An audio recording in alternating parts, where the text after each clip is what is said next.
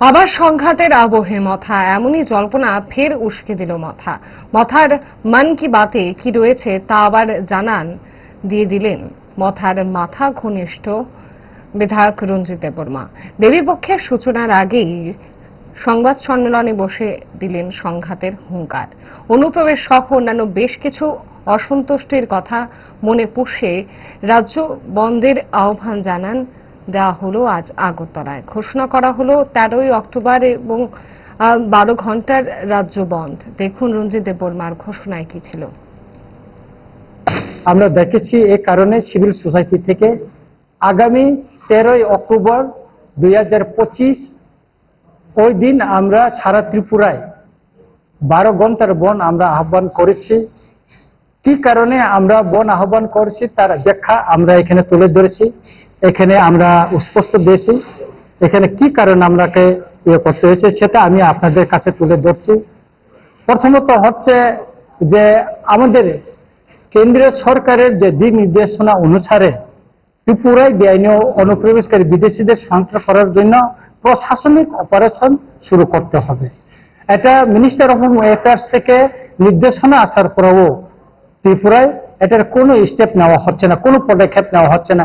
যেটা আসামে নেওয়া হয়েছে, যেটা দিল্লিতে নেওয়া হয়েছে, যেটা গুজরাটে নেওয়া হয়েছে, হরিয়ানায় নেওয়া হচ্ছে, মহারাষ্ট্রে নেওয়া হচ্ছে। কিন্তু এই ব্যাপারে ত্রিপুরার মাননীয় মুখ্যমন্ত্রী মহোদয়, যিনি স্বরাষ্ট্র দপ্তরের ভারপ্রাপ্ত মন্ত্রী, তিনি এই ব্যাপারে কিছু বলছেন না। কেন বলছেন না?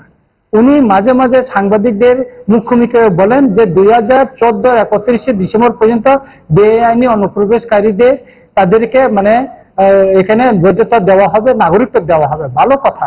এখন 2024 31 পর্যন্ত করা হয়েছে, এটাও ভালো, এক্সটেনশন করা হয়েছে, এটা ভালো কথা।